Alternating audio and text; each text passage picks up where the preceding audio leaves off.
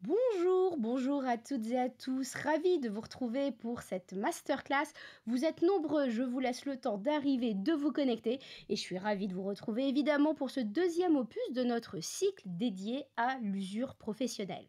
Lors de notre première rencontre, nous avons exploré ensemble les outils pour comprendre, anticiper et agir face à l'usure professionnelle. Nous étions aux côtés de l'ARACT Île-de-France et de la CRAMIF. Nous avons rappelé notamment l'importance de la prévention et mis en lumière les enjeux d'un contexte marqué par l'allongement des carrières.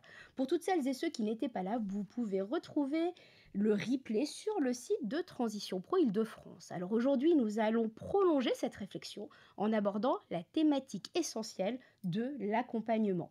Car si l'usure professionnelle est une réalité de terrain, l'accompagnement est l'outil qui va permettre de la prévenir, de la gérer et surtout d'offrir aux salariés des perspectives concrètes et réalistes pour la suite de leur parcours. Nous allons passer 1 heure ensemble et l'objectif il est triple. Le premier, c'est de mieux comprendre ce que recouvre l'accompagnement dans un contexte d'usure professionnelle et pourquoi finalement il est si important. Le deuxième, ça va être d'identifier les moments clés où intervenir pour éviter que justement cet accompagnement il n'arrive trop tard. Et en troisième lieu, on va découvrir et s'approprier des ressources et des bonnes pratiques directement transférables dans vos organisations. Cette masterclass, elle va s'adresser finalement à tous, hein, aux RH, aux managers, aux dirigeants, aux structures de la santé au travail, aux acteurs de la santé au travail en général, aux consultants, aux conseillers, aux préventeurs, bref.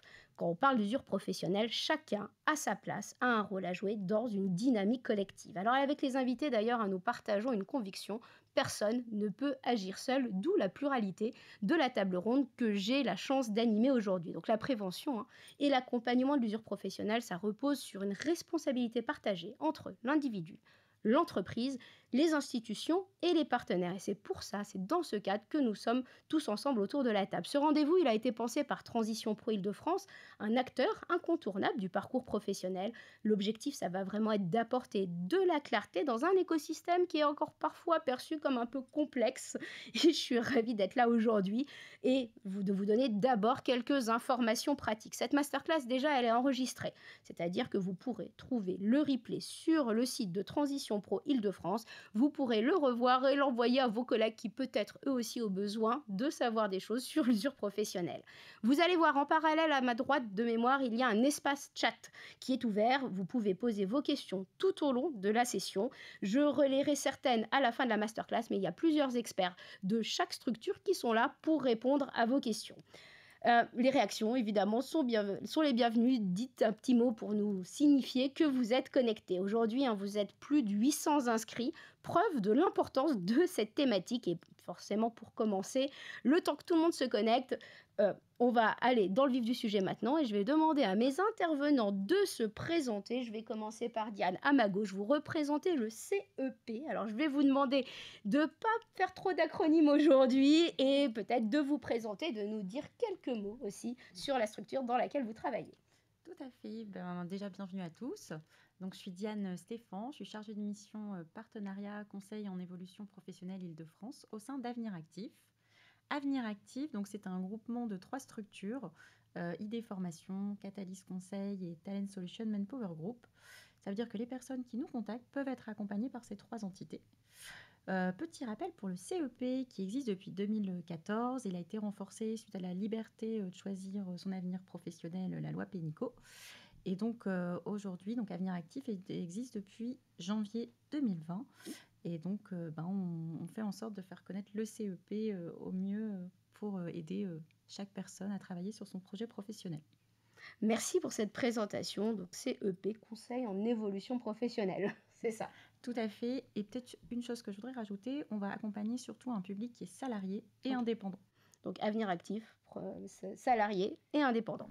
Tout à fait. Karine, vous représentez les services de prévention et santé au travail. Je vais m'efforcer de ne pas parler de médecine du travail, mais je sais qu'on est quand même nombreux à encore dire médecine du travail. Donc SPST, est-ce que vous pouvez peut-être vous présenter? Vous êtes médecin aussi, la structure dans laquelle vous travaillez. Donc, effectivement, je suis docteur Karine Ferrand, je suis médecin du travail depuis maintenant une vingtaine d'années. Et depuis 18 mois, j'ai pris la coordination de ce qu'on appelle le département maintien en emploi dans un service interentreprise qui s'appelle Prevlink. Donc, nous avons le suivi d'environ 650 000 salariés pour 34 000 entreprises adhérentes. Et notre service a fait le choix de dédier un département entier au maintien en emploi, dans lequel on retrouve un médecin du travail, 10 assistants sociaux, 7 psychologues du travail et la cellule prévention de la désinsertion professionnelle telle qu'elle a été demandée dans la loi du 2 août 2021. On pourra peut-être en reparler un petit peu plus tard. Cellule PDP, alors, j'utilise l'acronyme donc de prévention de la désinsertion professionnelle, qui peut être sollicitée directement par les employeurs ou bien par les salariés. Donc ça, c'est important de le dire. On y reviendra justement sur qui sollicite la médecine du travail et les services de prévention et santé au travail, comme on dit aujourd'hui. Laetitia, notre hôte du jour, est-ce que vous pouvez vous présenter, représenter aussi Transition Pro Île-de-France aujourd'hui? Avec plaisir. Donc, bonjour à tous. Donc, Laetitia Gamrasni, je suis chargée de partenariat et je vais représenter donc Transition Pro. Alors, Transition Pro est une structure paritaire agréée par l'État qui finance et qui accompagne les salariés dans leurs projets de reconversion. Alors, en Île-de-France, pour un petit mot sur notre dispositif phare, le projet de transition professionnelle, aussi appelé PTP, pour l'acronyme, on a financé 5080 PTP en 2024 et près de 30 000 depuis 2020. Donc voilà, notre rôle, c'est vraiment d'accélérer les reconversions professionnelles et de travailler avec tout un écosystème d'acteurs engagés tels que ceux ici présents. Pour expliquer justement tout l'écosystème qu'il y a autour d'un sujet. Aujourd'hui, on est en train de parler de l'usure professionnelle, mais c'est une responsabilité partagée, on en parlait tout à l'heure, et des ressources finalement qu'on peut grappiller ici et là. Pour ceux qui n'étaient pas là peut-être à la précédente masterclass, est-ce que tu peux nous raconter qu'est-ce qu'il s'est dit, peut-être quelques points clés? Alors, je peux revenir un petit peu, mais n'hésitez pas à regarder le replay quand même, ça sera beaucoup plus On met le lien dans le chat. Donc, pour rappel, la loi du 14 avril 2023 sur la réforme des retraites a créé de nouveaux dispositifs de prévention de l'usure professionnelle. On a vu lors du premier opus que l'usure ne concerne pas uniquement les carrières de personnes qui ont atteint un certain âge. Donc, ce n'est pas une affaire d'âge, mais c'est surtout une affaire d'exposition à des contraintes qui impactent la santé.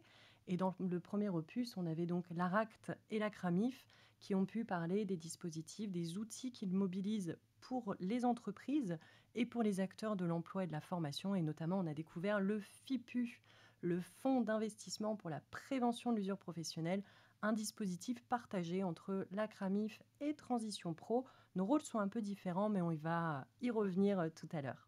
Et des sources de financement aussi qui sont disponibles finalement. Exactement. Ce qu'on a vu aussi, juste si je peux ajouter, c'est que l'usure peut coûter cher, aussi bien aux salariés pour sa force de travail, mais aussi pour l'entreprise.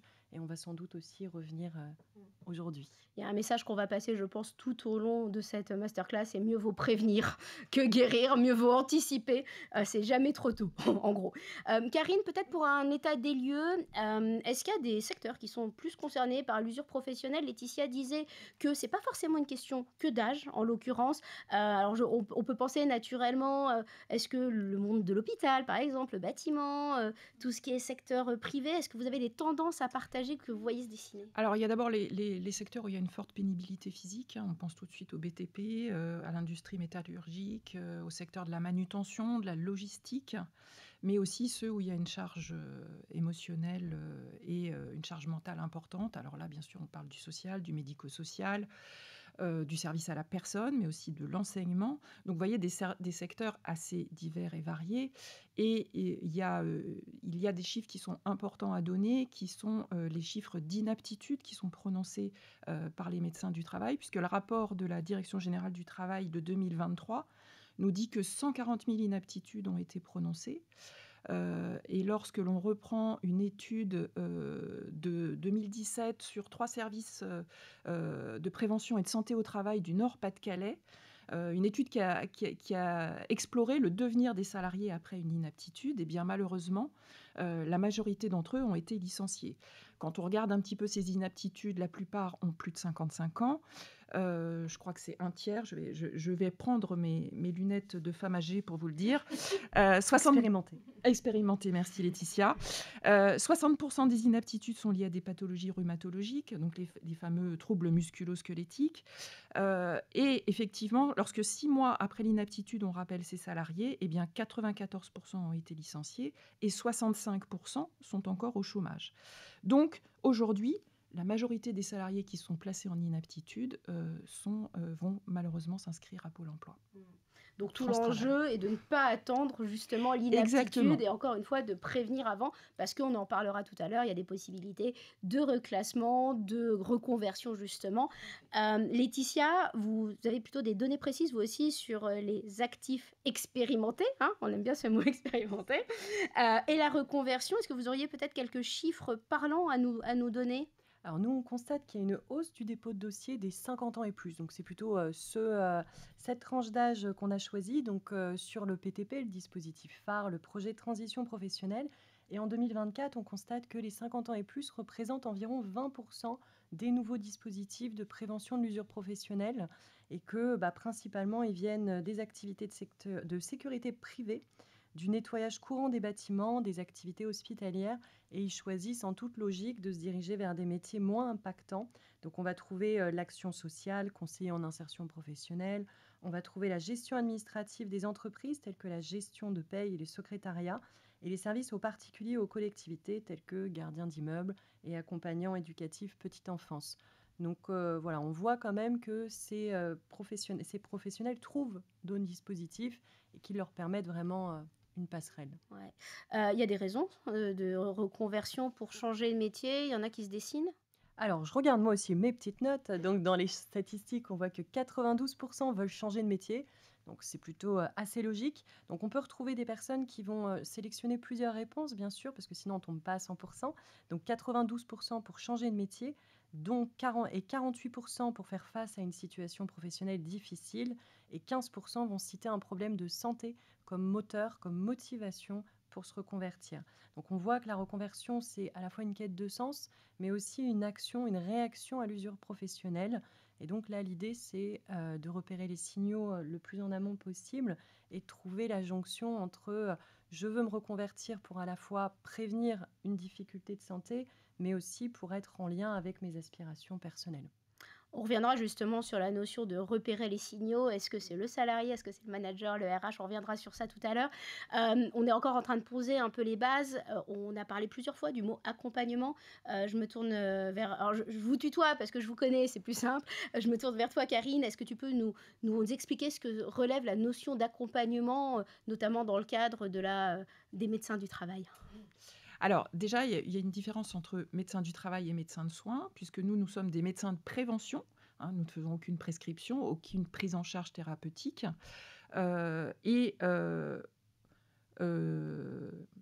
Donc en gros, c'est vrai qu'on a l'impression parfois de se dire mais quand est-ce qu'on va voir le médecin du travail et quand est-ce qu'on va voir le médecin généraliste? Je sais qu'il y a beaucoup de salariés qui se disent mais je ne comprends pas vraiment le rôle du médecin du travail. Eh bien, donc nous en fait, nous sommes là pour faire, nous intervenons à 3 niveaux. 3 niveaux de prévention.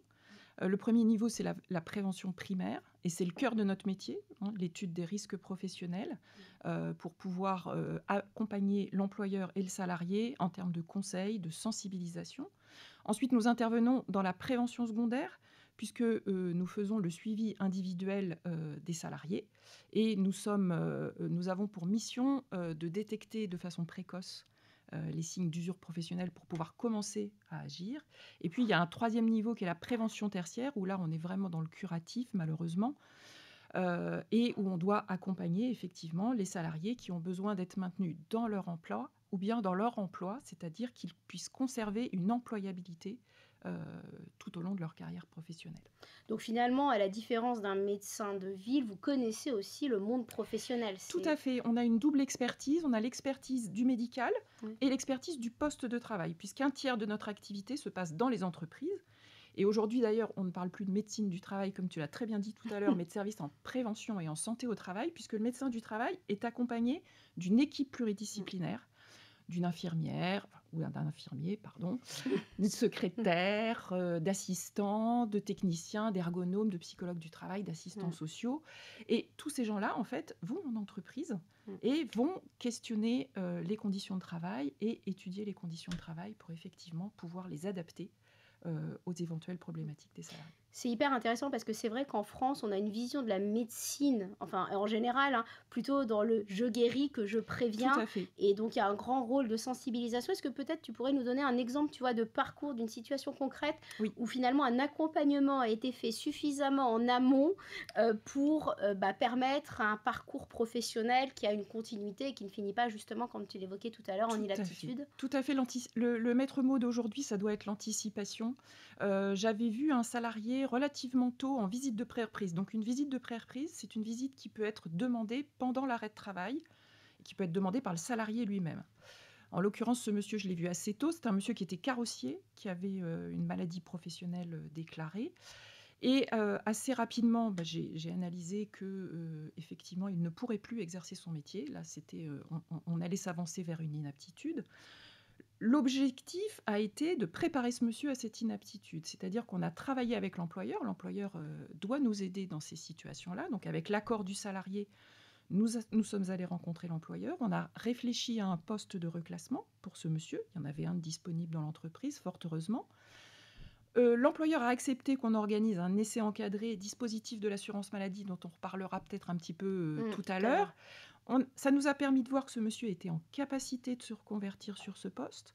Et du coup, on a évité l'inaptitude et ce monsieur, il a pu se reconvertir en interne sur un poste de magasinier. Si ce monsieur, je l'avais vu en visite de reprise, qui est la visite légale obligatoire qu'on fait dans les 8 premiers jours de la reprise, je pense qu'à 99%, je l'aurais déclaré inapte. Okay. Parce qu'on n'avait pas tout ce travail d'anticipation en amont. Et j'aurais été, devant le fait accompli, obligée effectivement de déclarer une inaptitude. Donc, comme on a dit tout à l'heure, licenciement, un monsieur qui se retrouve à France Travail sans idée de reconversion, et donc quelqu'un qui est potentiellement en difficulté. D'où l'importance de s'y prendre tôt. On reviendra, Tout à fait. on enfoncera le clou sur cette notion. Tu me parles justement de l'entretien de pré-reprise, c'est ça? Visite de pré-reprise. Moi, j'ai l'impression qu'il y a aussi des collaborateurs qui n'osent pas le dire, en fait, qui ont peur, en gros, je ne sais pas si c'est un cliché du médecin, mais qui ont parfois peur de perdre leur emploi, peur de se couper justement de l'inaptitude. Est-ce que ça, tu le vois? Comment est-ce qu'on arrive à contrer ça? Alors, c'est un véritable enjeu pour nous, médecins du travail. Quand on accueille quelqu'un dans un cabinet, effectivement, il faut commencer par le convaincre qu'on est autonome, qu'on est là pour lui, pour l'accompagner, et que notre objectif, c'est le maintenir dans son emploi, ou bien dans un emploi en général, mais certainement pas d'aboutir à un licenciement. Notre mission principale, c'est la prévention de la désinsertion professionnelle. Et quand on prononce une inaptitude, c'est qu'effectivement, on a auparavant travaillé en amont pour que le salarié puisse se projeter sur autre chose. Et on est lié au secret médical. Donc, on ne peut pas parler à l'employeur de difficultés que peut rencontrer le salarié. On parle en capacité restante et toujours avec l'autorisation du salarié. Donc, capacité restante, tu peux nous définir un peu? Eh bien, en fait, c'est une façon de donner à l'employeur des indications pour adapter le poste de travail. Je vais te donner un exemple pratico-pratique. Madame Martin est en capacité de porter des charges inférieures à 10 kg. Madame Martin peut conduire 1 heure maximum. Voilà. Donc toujours sur un versant positif, effectivement, pour montrer ce que le salarié peut faire et pas en restrictions qui sont assez négatives et pessimistes. Et voilà, l'accompagnement ensuite avec l'employeur pour rechercher les solutions à mettre en place derrière. On en parlera tout à l'heure, mais vous êtes là, le message, c'est vous êtes là pour le salarié, complètement, pour le maintien dans l'emploi et dans le soutien du parcours c'est notre mission principale. Professionnel. Laetitia, transition pro, concrètement pour vous, ça signifie quoi accompagner un salarié, notamment dans une situation d'usure professionnelle? Alors pour nous, accompagner, c'est déjà être présent physiquement dans le 10e arrondissement à notre adresse. C'est réaliser des actions de sensibilisation, c'est donner de la matière sur notre site internet, nos outils, et également travailler en réseau avec tout l'écosystème de l'emploi, de la formation, et également les acteurs de la santé. Alors depuis 2023, on a par exemple rencontré quasiment tous les services de santé et de prévention au travail, et ils représentent en Île-de-France 215 000 entreprises et plus de 3 millions de salariés suivis. Donc c'est vraiment en nous appuyant aussi sur leurs puissants relais qu'on va faire vivre l'information et atteindre les salariés concernés par l'usure. Ça peut être aussi de l'affichage dans ces centres pour que l'information soit facilement accessible pour eux et qu'ils puissent nous trouver. Et l'organisation finalement aussi de tables rondes avec différentes voix, parce que c'est aussi ça qui est important de comprendre. Nous, on ne s'en rend pas forcément compte quand on est collaborateur, quand on est RH, quand on est dirigeant de boîte, que vous travaillez tous en réseau. In fine, par exemple, quelqu'un a une incapacité, derrière on peut penser à une reconversion, vous allez travailler avec le CEP, avec Transition Pro. Je sais que vous faites aussi beaucoup de sensibilisation, que in fine, vous avez aussi un rapport particulier avec les CEP. Tu parlais des médecines du travail, mais aussi avec les CEP. Tout à fait, tout à fait. Les médecines du travail, les CEP, on travaille vraiment tous de manière assez étroite. Alors c'est vrai que j'ai cité tout de suite les services de santé au travail, parce que pour le coup, ça va vraiment être eux souvent les premiers acteurs qui vont détecter une situation de santé à risque et qui vont pouvoir actionner les prochains jalons avec le CEP, avec Transition Pro. Donc on se dit, plus l'information est atteinte tôt, et plus la suite du parcours va pouvoir se mettre en place. Ce qui est intéressant de dire, on ne l'a pas précisé, mais tu es Transition Pro Île-de-France, c'est parce que vous avez des structures partout, finalement partout en France. Tu parles du multi-acteur, tu parles du CEP, donc on a Avenir Actif qui est là aujourd'hui, mais il y a aussi d'autres acteurs du côté CEP, en fonction, parce que Avenir Actif, vous êtes les privés et les salariés du privé et les indépendants, mais il y a aussi d'autres acteurs avec lesquels tu travailles. Tout à fait. Alors, je réponds à ta question précédente. Effectivement, il y a 18 transitions pro. Donc, nous, on est en Île-de-France, mais il y a un transition pro par région. Et en ce qui concerne les CEP, eh bien, depuis la loi 2018 que Diane a évoquée tout à l'heure, il y a 5 acteurs CEP, donc Avenir Actif ici présent. Il y a également l'APEC pour les cadres et les jeunes diplômés à partir de Bac+3. Il y a les missions locales pour les jeunes déscolarisés de 16 à 25 ans révolus. Il y a France Travail pour les demandeurs d'emploi, les actifs demandeurs d'emploi, et Cap Emploi pour les actifs en situation de handicap quand le handicap est un frein à l'emploi ou à la formation. Et nous, à Transition Pro, on a un rôle assez étroit avec les 5 structures CEP. Tout d'abord, on a un rôle d'orientation des publics, quelqu'un qui vient nous voir, qui nous dit, voilà, moi je veux me reconvertir. On va le questionner, où vous en êtes dans votre projet, est-ce que vous êtes accompagné? On va poser quelques questions pour savoir quelle est la bonne structure CEP vers laquelle orienter, et on va vraiment avoir ce rôle de pousser l'orientation, que ça soit obligatoire selon certains dispositifs ou facultatif mais fortement recommandé. On va dire, on vous recommande d'aller voir Avenir Actif, d'aller voir l'APEC, d'aller voir Cap Emploi, France Travail, Mission Locale. Et on a également un rôle qui nous est confié par l'État, qui est de suivre la mise en œuvre du CEP en région. Donc ça va plus particulièrement être ma mission en Île-de-France. Donc on travaille de manière étroite avec les structures CEP, on facilite les coopérations. C'est un rôle d'animation de réseau, on crée des projets en commun. Et il y a ce rôle-là d'aiguillage, notamment sur les sujets de santé, qui est très important pour nous, parce qu'on sait que c'est aussi des publics fragiles et on ne veut pas qu'ils aient à pousser trop de portes avant de trouver la réponse. Donc on met en place pas mal d'actions dans ce but-là aussi. Donc on peut, en tant que salarié, frapper à la porte de Transition Pro et on sera rerouté s'il y a besoin. Finalement, on a parlé plusieurs fois déjà de la notion de confidentialité. On l'a évoqué avec Karine, un peu avec Laetitia. Vous soulignez aussi beaucoup la notion de confidentialité au sein des CEP. Est-ce que tu peux nous rappeler peut-être le rôle d'un CEP, en l'occurrence, exact, et surtout le rôle dans une situation d'usure professionnelle? Tout à fait. Le CEP, donc, quand il rencontre un salarié ou un indépendant, c'est strictement confidentiel, dans le sens où les personnes sont dans un bureau fermé. Donc, on n'a aucun contact avec l'employeur. Ça, c'est hyper important, déjà d'avoir cette notion. Et c'est également la possibilité, en fait, de faire un état des lieux concret de la situation personnelle et professionnelle de la personne, de voir aujourd'hui son métier à risque, qu'est-ce qui pose souci aujourd'hui, et de voir l'orienter vers un autre métier en adéquation avec justement ses soucis de santé, et afin justement de la rassurer. Et on est là pour préserver aussi son capital santé pour trouver un nouveau projet professionnel. À quel moment on peut contacter un CEP? C'est-à-dire que, est-ce que c'est n'importe quand dans la carrière? Parce que parfois on peut se poser la question, est-ce que je me sens usée ou est-ce que c'est juste une fatigue passagère? Qu'est-ce que toi tu recommandes? Alors, nous, justement, on a un numéro vert pour chaque région. C'est vrai qu'on a parlé du CEP Île-de-France, Ouais. mais CEP, c'est aussi au niveau national. Mm. On est aussi présent dans les DROM et en Corse. Ça, Ok. c'est aussi important de le préciser. Et en fait, chaque région a son numéro vert pour nous contacter. Et n'importe quand, on peut te N'importe contacter. quand, absolument. Alors, n'importe quand, peut-être pas la nuit, Ok. mais en tout cas, on a des horaires, souvent c'est de 8h à 19h30 du lundi au vendredi, et il y a certains sites qui sont ouverts le samedi matin. Vu qu'on accompagne des salariés et des indépendants, il faut quand même avoir une flexibilité horaire qui soit intéressante pour ce public. Et n'importe quand, à n'importe quel moment du parcours. C'est Exact, aussi ça. aussi, oui, tout à fait. Et oui, aussi. Est-ce que l'entreprise, elle peut contacter un CEP, par exemple? Allez, je suis RH, je me dis, je vois que j'ai un salarié qui, voilà, que je sens, qui commence à s'user professionnellement parlant. Est-ce que je peux envoyer mon salarié te voir?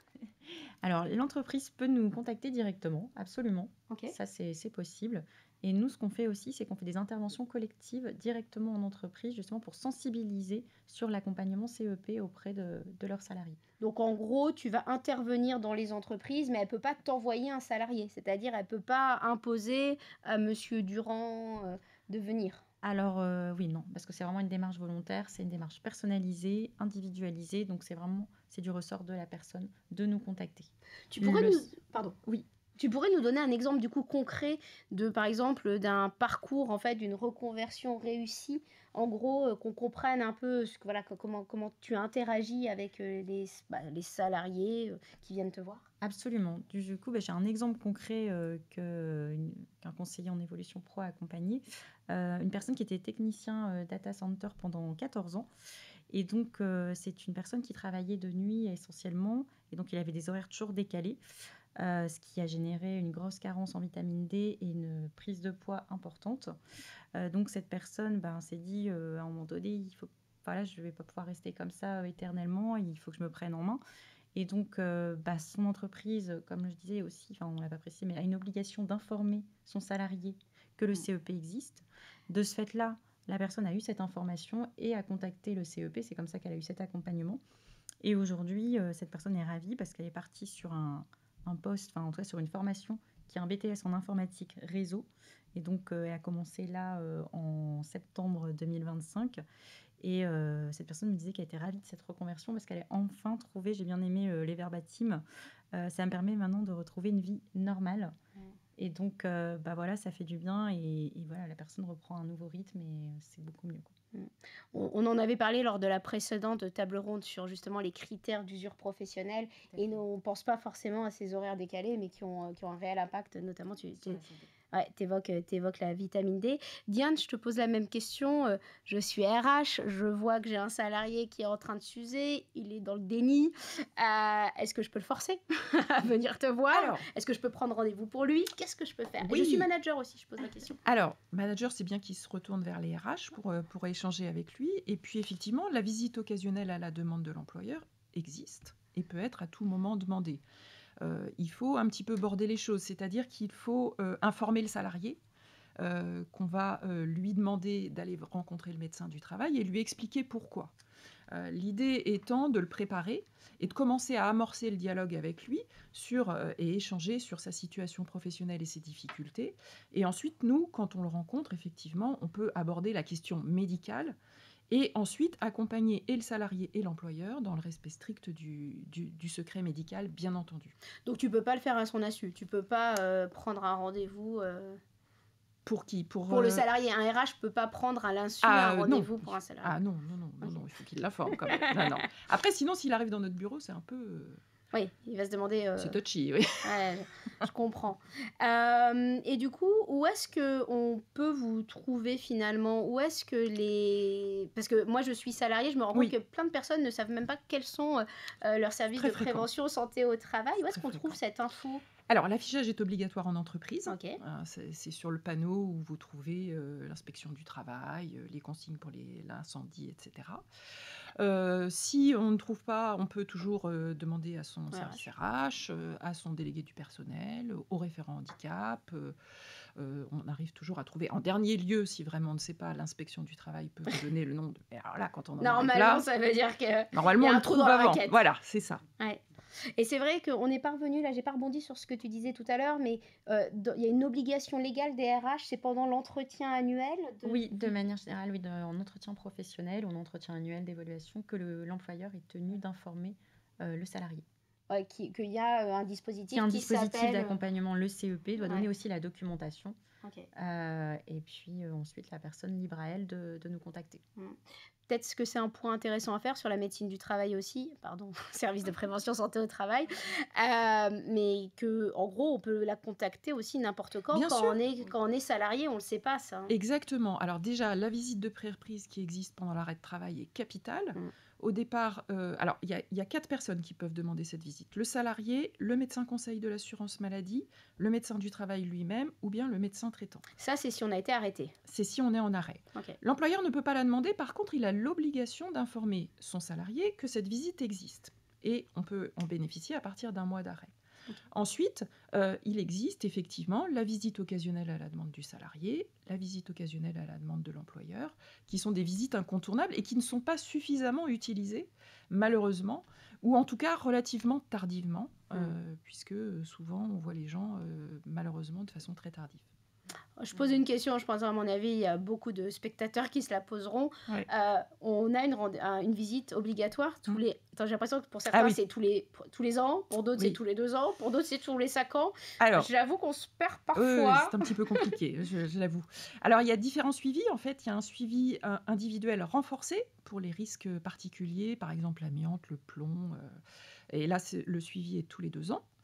Le suivi individuel simple, c'est tous les 5 ans, donc les postes sans exposition particulière.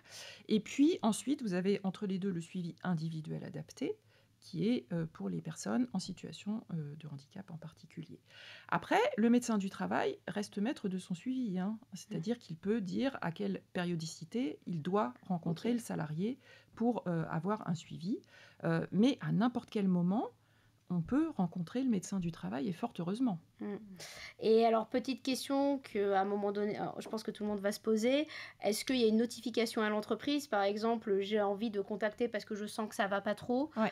Est-ce que c'est remonté dans un système RH que, ne serait-ce qu'on peut penser en termes de consultation que vous avez générées, même financièrement, des choses comme ça? Est-ce que ça remonte au RH? Alors, l'entreprise paye un forfait. Donc, on peut rencontrer le salarié le nombre de fois nécessaire. C'est pas un coût à la visite. Okay. Ça, c'est la première chose. Ensuite, les seules visites qui soient confidentielles auprès de l'employeur, enfin qui soient dans le secret de l'employeur, c'est les visites de pré-reprise pendant l'arrêt de travail. La visite occasionnelle salariée, effectivement, elle est officielle auprès de l'employeur, mais son contenu est lié au secret médical. Donc, l'employeur sait que le salarié nous a rencontrés, mais il ne sait pas forcément pourquoi. Okay. Et bien entendu, le contenu de la visite est complètement confidentiel. Ok. Alors, on a un peu parlé d'accompagnement. Maintenant, on comprend que c'est pour que ce soit structurant, il faut que ce soit accompagné par finalement plusieurs acteurs. Diane, qu'est-ce qui devrait inciter finalement une entreprise ou inciter un salarié à enclencher justement un accompagnement CEP? Déjà, le fait, comme on l'avait dit tout à l'heure, c'est que l'entreprise elle a déjà une obligation d'informer son salarié du dispositif, même si ça reste une démarche volontaire. Mais voilà comment déjà l'entreprise peut inciter le salarié à nous solliciter. Et aussi faire de la communication dans son entreprise. C'est important qu'il y ait de l'affichage sur le CEP. Récemment, j'étais intervenue en entreprise et c'est vrai que je suis intervenue 2 fois dans cette entreprise et j'ai vu que maintenant, il y avait des affichages qui étaient mis en... Donc, ça prend du temps parce qu'il faut aussi se dire que le CEP est vraiment intéressant. Comme je ne l'ai peut-être pas reprécisé, mais c'est quand même un dispositif qui est totalement gratuit et donc qui va aider vraiment la personne à travailler sur son projet professionnel de façon neutre. Comme on dit, on n'a aucun jugement de valeur à porter sur la situation de la personne. Donc, c'est important aussi de communiquer au maximum sur notre dispositif et en lien, bien sûr, aussi bien avec Transition Pro qu'avec Karine, parce qu'en fait, on a tous notre rôle en fait, sur cette thématique-là. Donc c'est gratuit, c'est confidentiel. Finalement, on a tout à gagner en fait, en tant que Absolument. salarié à y aller.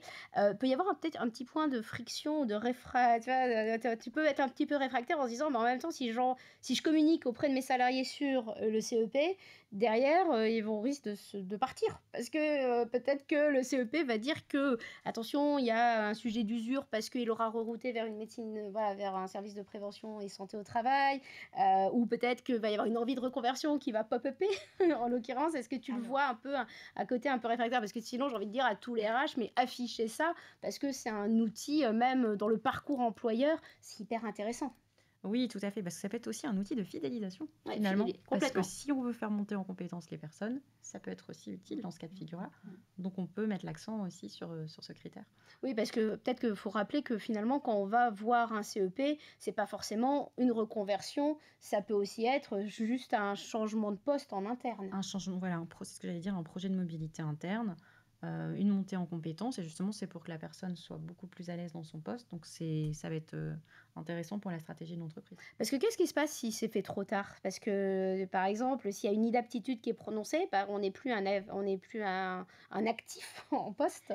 Alors oui, nous, c'est vrai que c'est très clair là-dessus. On va vraiment on va accompagner un public qui est salarié et indépendant. Donc si la personne est en inaptitude, on pourra pas, si elle n'est plus salariée, on ne pourra pas intervenir à ce niveau-là. Donc, Mais il y aura d'autres il structures faut qui pourront bien anticiper au sûr l'accompagner. maximum. La logique de reclassement, vous y travaillez aussi en médecine du travail?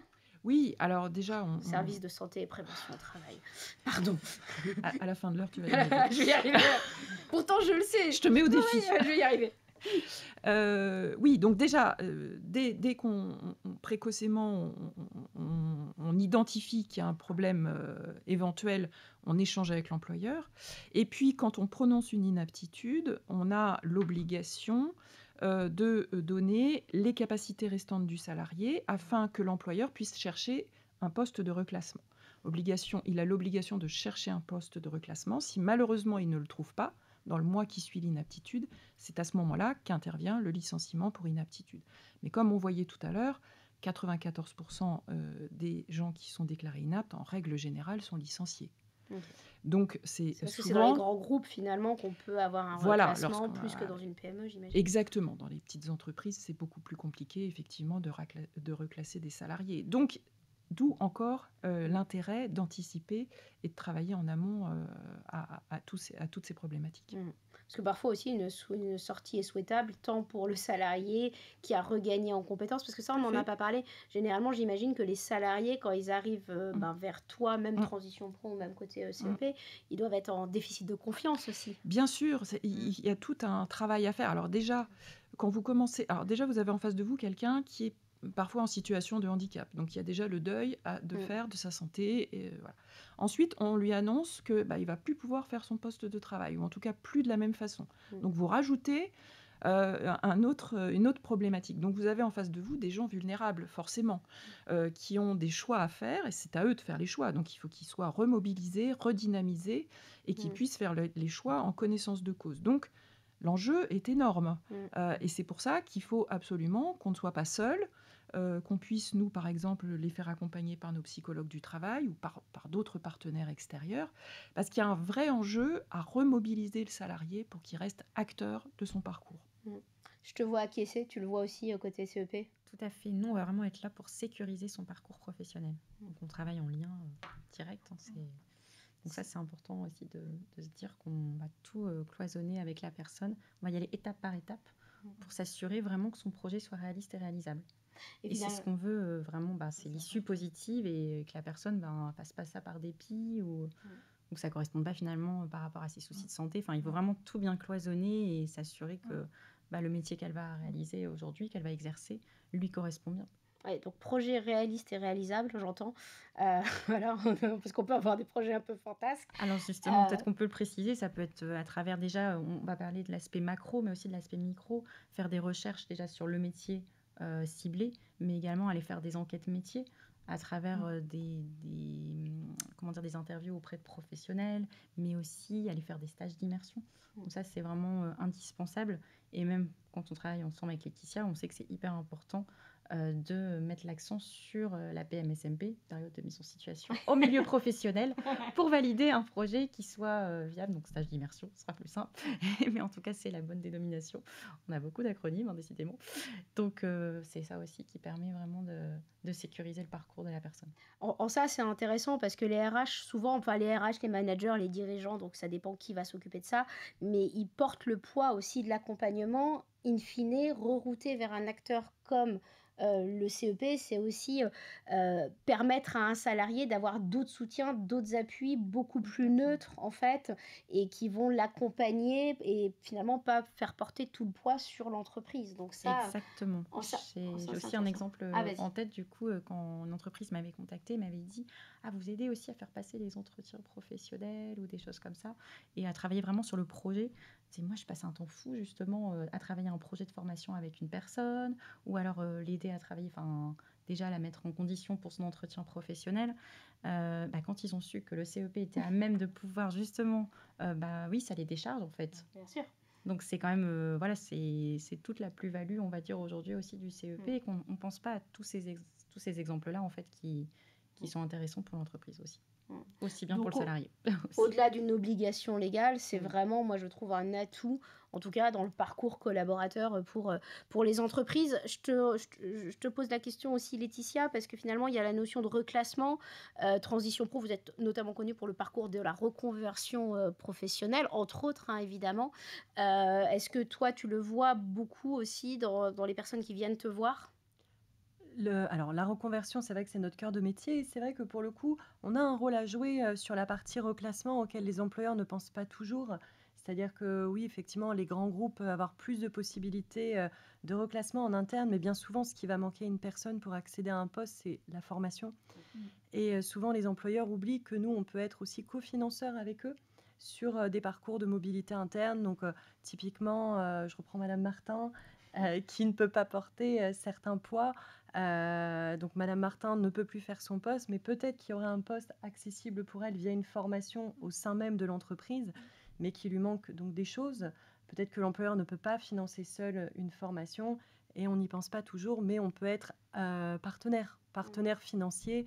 Donc l'entreprise met un bout, nous on met un bout et ensemble on sécurise le parcours et la reconversion de Madame Martin vers un autre poste.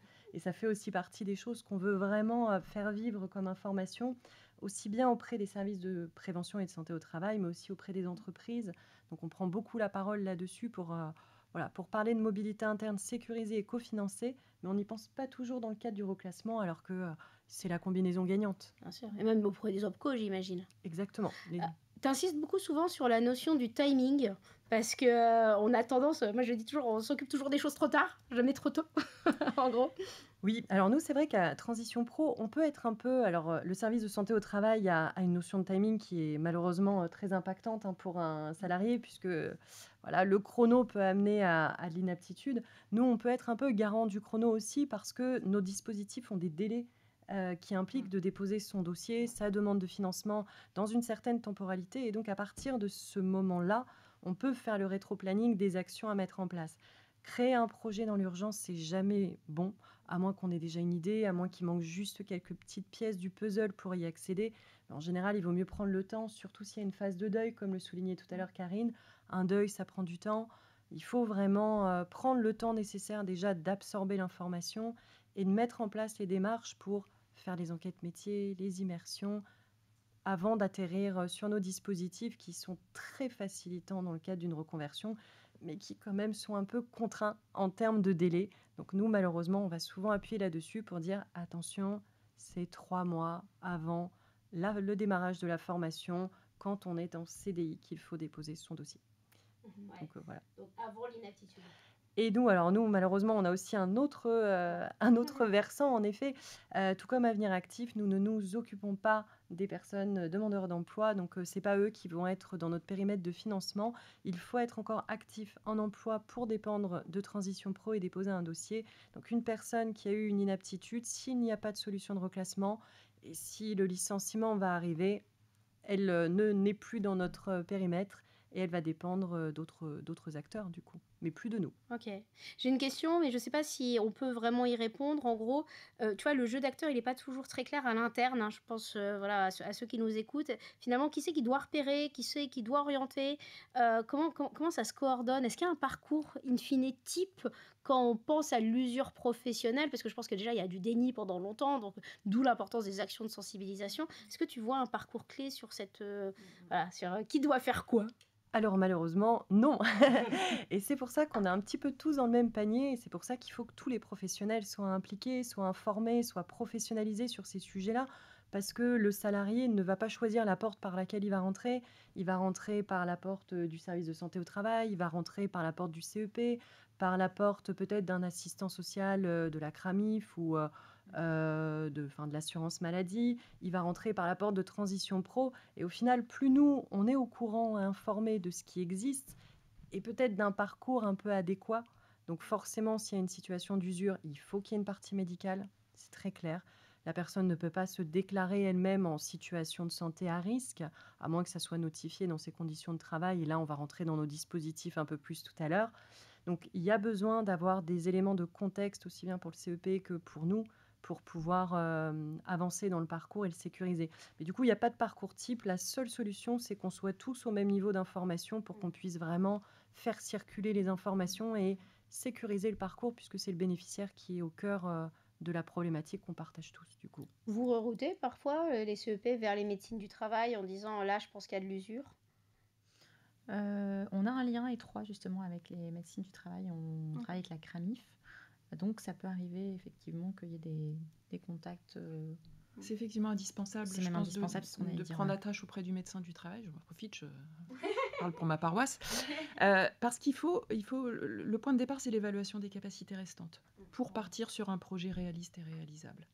On a vu des salariés parfois qui partent sur des projets fantasmés sur lesquels, au final, ils ne sont pas en capacité de travailler. Donc c'est vraiment dommageable.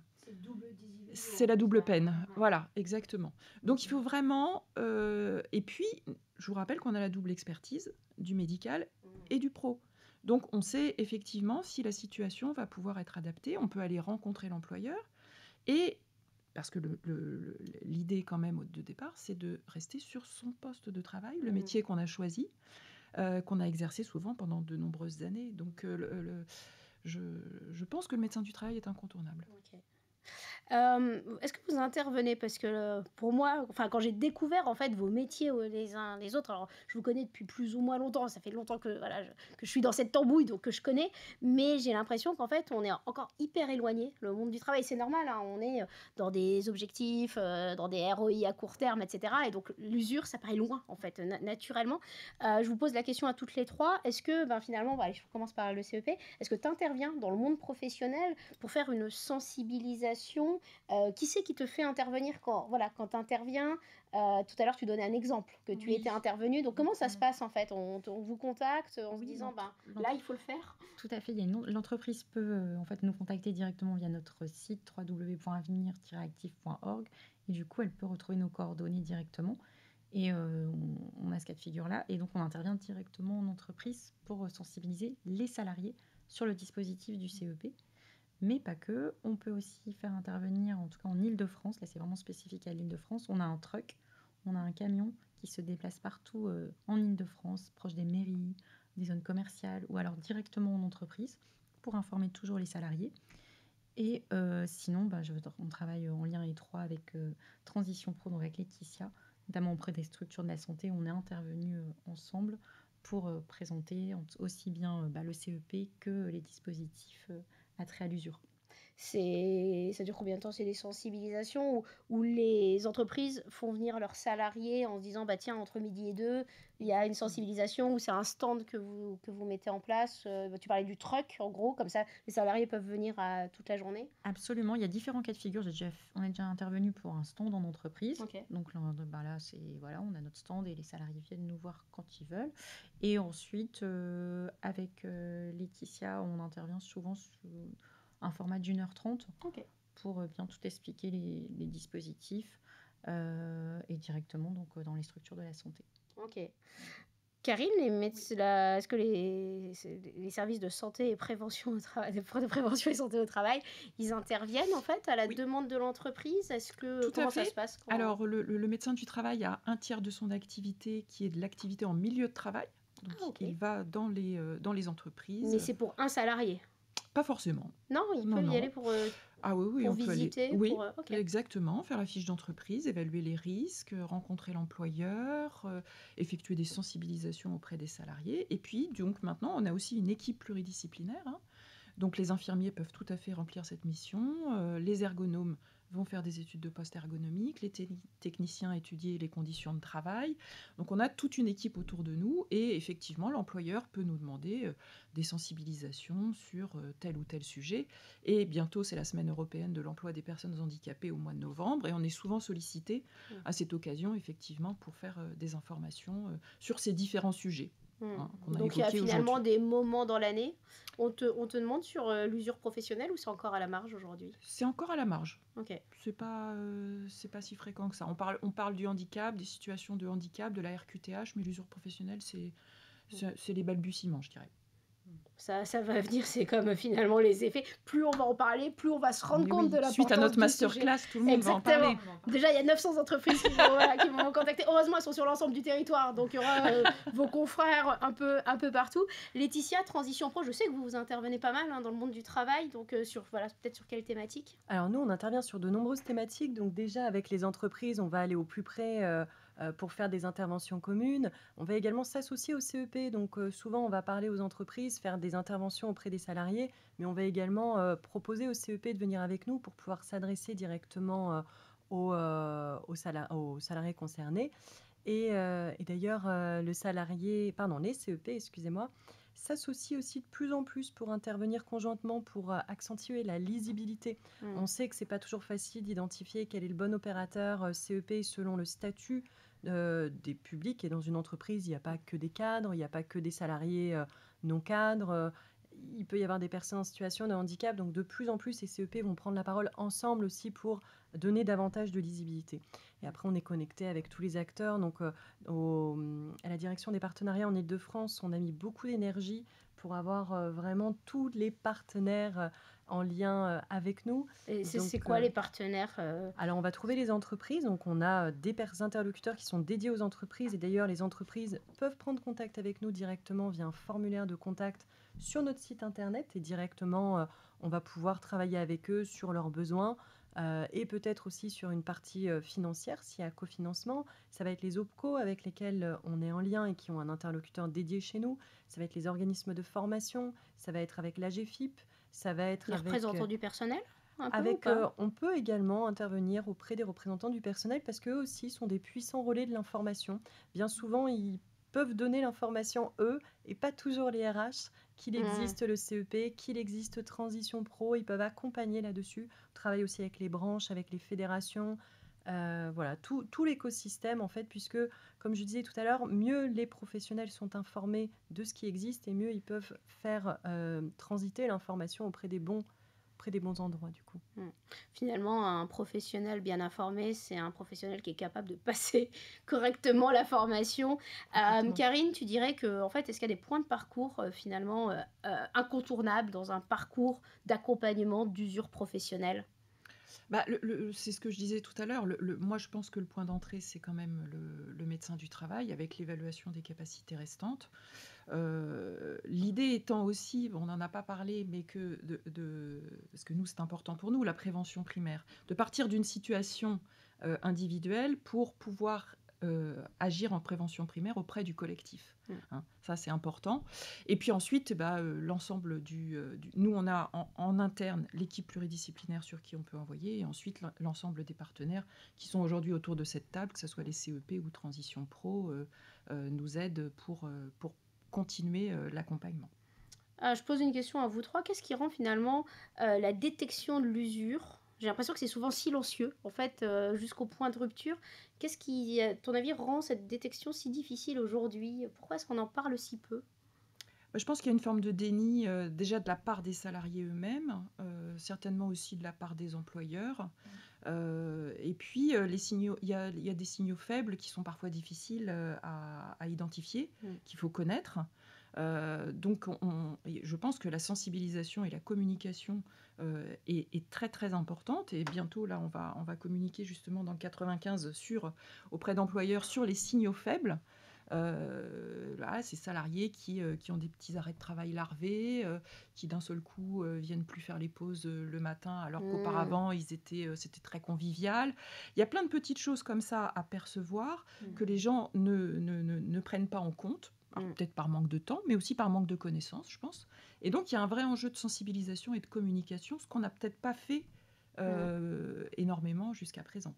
En gros, il faut instaurer un climat de confiance, Tout à fait, si je résume. c'est ça. Il y en a qui ont peur aussi, je pense, de la confidentialité, que ce soit divulgué. Donc, c'est vrai que ce climat de confiance est essentiel. Et c'est vrai que vous restez médecin. Ah ben oui. Donc lié au secret médical. Et tout ce qu'on dit, c'est avec l'accord du salarié et en capacité restante, une fois de plus. Donc, de toute façon, on n'a aucun intérêt à aller divulguer des informations qui sont confidentielles. Enfin, c'est du pénal, donc je n'ai pas très envie d'aller en prison. Et puis, pardon, je vais juste ajouter aussi que certaines personnes peuvent aussi aimer leur travail et avoir peur qu'il y ait une rupture et que du coup, elles ne trouvent pas quelque chose qui va leur convenir autant. Et c'est vrai que c'est là où c'est très important de se dire que dans une reconversion, on n'est pas seul. Beaucoup ont fait ce choix-là et que ça peut très bien se passer et que le champ des possibles, finalement, est très important et que en étant bien accompagné, on peut créer un projet qui va nous plaire autant que celui qui nous plaît, mais qui abîme notre santé à un moment donné. Et parfois, c'est une opportunité. C'est-à-dire que on peut trouver un travail qui nous permette de nous épanouir différemment. Et parfois, c'est une vraie découverte pour certains salariés de trouver un nouveau poste. Donc, c'est pas que je suis obligée de changer de métier. Non, c'est l'opportunité de faire autre chose autrement. On peut avoir plusieurs vies pro. Il paraît. Surtout. c'est important de le dire. Alors maintenant, on a parlé un peu de l'accompagnement, on a parlé du jeu d'acteur en fait autour de l'accompagnement de l'usure pro. Est-ce que tu peux nous redonner les dispositifs, les outils un peu factuels? On n'a plus beaucoup de temps, il nous reste moins de 10 minutes maintenant.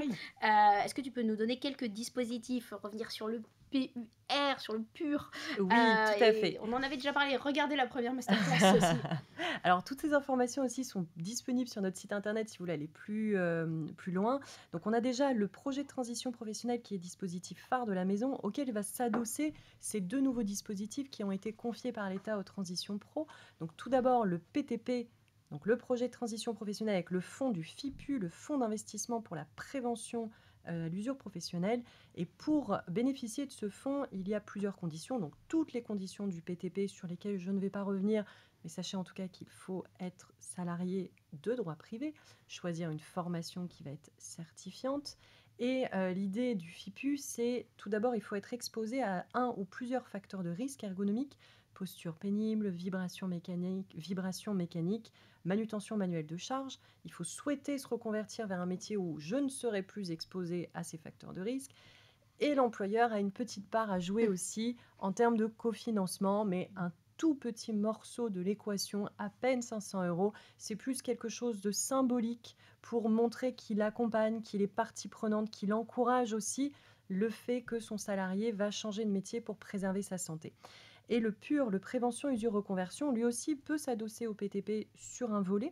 Ça va être pour faire une formation et pour ça, on va utiliser le compte C2P, le compte professionnel de prévention du salarié, qu'il va avoir s'il est exposé au-delà de certains seuils à l'un ou plusieurs des 6 facteurs de risque de pénibilité: travail bruyant, travail en équipe alternative, équipe alternante, j'ai plus exactement le terme. Comme tout à l'heure. Voilà, exposition à un milieu hyperbare. Donc, ces 6 facteurs vont permettre d'avoir un compte C2P et nous, on va s'en servir pour financer une action de formation qui va remplir les mêmes critères que le PTP, mais aussi, on peut financer avec le PUR et le compte C2P un bilan de compétences ou une VAE.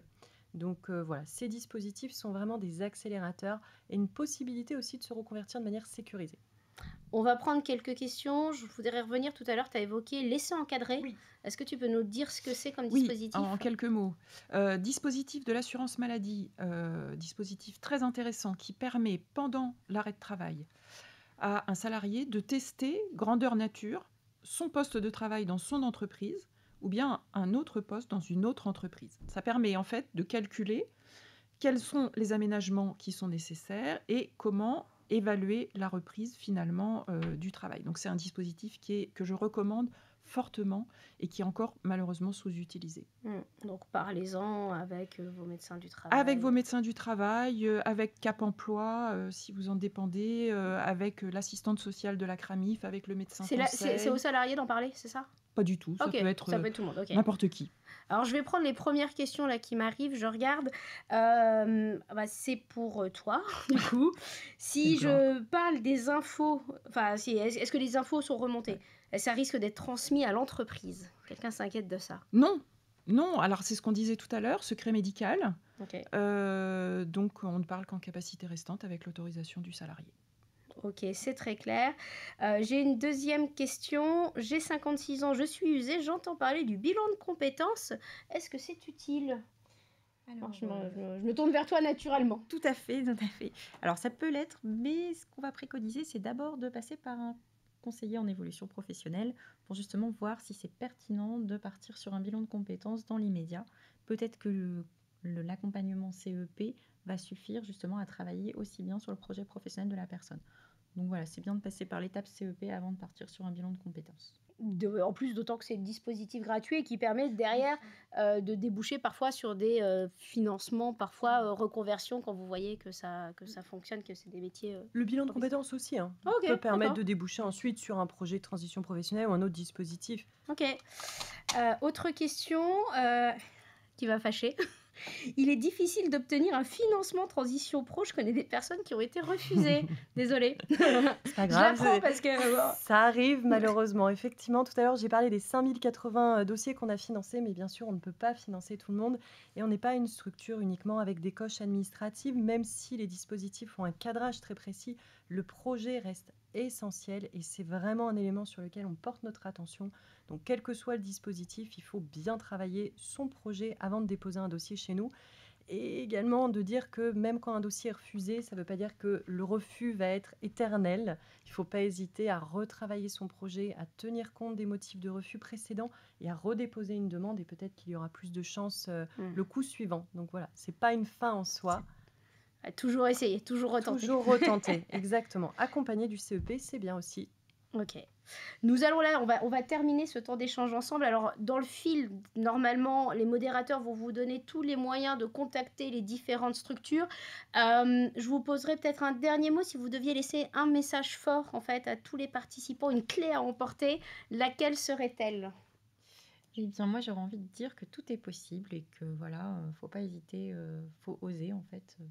Vouloir changer de métier, c'est vrai que c'est pas simple, mais voilà, on a des bons exemples et ce qui a une finalité très positive, donc tout est possible. Des rebonds sont possibles quand Exactement. l'accompagnement est là aussi. C'est Aussi. important de le dire. Karine, même question? Eh ben, sans aucun doute, l'anticipation. Ouais. Voilà, encore et toujours. Jamais trop tard. Ne pas C'est jamais hésiter. trop tôt, toujours. Voilà, exactement. C'est jamais trop tôt. Laetitia?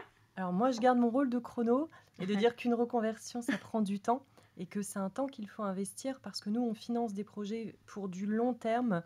Donc, il faut prendre le temps nécessaire de travailler ces différentes actions en étant accompagné, de se poser tout un tas de questions qu'on pense être évidentes, mais au final, on se les est peut-être pas suffisamment posées et c'est pour ça que c'est important l'accompagnement. Alors, on a employé pas mal d'acronymes quand même. Vous n'avez peut-être pas réussi à tout noter. Sachez qu'il va y avoir un kit qui va vous être envoyé par email où vous allez retrouver des outils pratiques aussi, des solutions évoquées dans cette masterclass. On arrive à la conclusion. Donc, je vous donne la date de la prochaine masterclass où on va parler du handicap et de l'usure professionnelle. C'est le 20 novembre. A priori, ça sera à la même heure. Et peut-être, je sais qu'on peut vous retrouver, certains d'entre vous en présentiel dans des événements. Quel est le prochain prochain événement? Alors, le prochain, c'est Transition Pro qui pilote une nouvelle édition de Génération en conversion. Et cette fois-ci, donc, ce sera les 26 et 27 septembre à la Cité universitaire de Paris. Donc, on va retrouver les CEP, les OPCO, les entreprises, les organismes de formation. D'après les éléments que j'ai eus, il y avait 12 000 inscrits Waouh! déjà. On en attend encore, voilà. Donc, n'hésitez pas à venir nous retrouver là-bas. Vous aurez des conférences, des tables rondes. Vous pourrez rencontrer tous les acteurs. Donc, voilà, on vous attend tous. Rajoutez aux 12 000 des personnes supplémentaires. Et je peux témoigner, j'y étais l'année dernière, je suis arrivée à 10h du matin, je suis partie à 18h tellement j'avais papoté avec des gens. Prenez du temps aussi pour y aller.